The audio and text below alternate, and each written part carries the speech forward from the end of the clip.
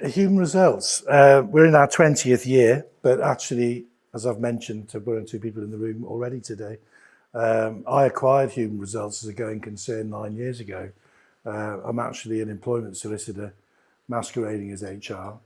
So whilst I am quite fluffy and nice, I don't actually really do the sort of fluffy aspects of HR myself. And a lot of, I find in the SME market, I used to go to networking events as a partner and head of employment law at my practice. And I'd turn up at networking events and there'd be an HR consultant standing up somewhere in the 60 seconds before me, nervously glance across at me and then say that, oh, well, Alice is over there to keep you out, to get you out of trouble when you're in it. And I'm here to stop you from getting into trouble in the first place. And then I'd stand up and go, well, actually, I do the same as so-and-so over there, but I'm twice as expensive. And that's really the thing. And I think there's a misconception, especially amongst SMEs, of what the difference is between HR and employment law. And actually, HR is such a broad, wide church.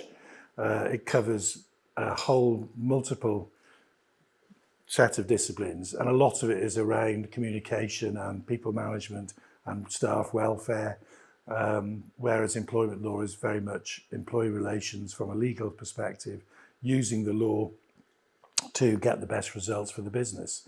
So it's a bit more concerned about the company than it is about the individual. So I'm there to actually manage your risk as an employer. And that's first and foremost what I suppose I do personally. My background, as I said, is legal. So a lot of the things that I spend my time with doing is advising HR professionals. We draft contracts of employment. We develop policy for companies. And so we create staff handbooks and additional policies. We can advise on things like GDPR.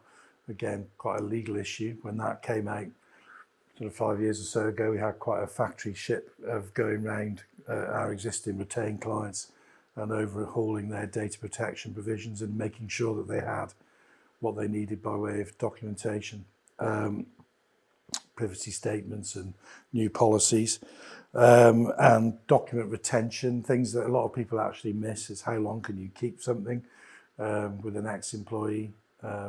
How long can you keep records in business, depending on the nature of your business, and setting, just showing that you've actually thought about it and justified how long you keep it. So pay slips, you only have to keep a couple of years, but other things you have to keep for 7 years, perhaps. But sometimes, you know, if you've employed minors or something, you might have to keep the records for 99 years.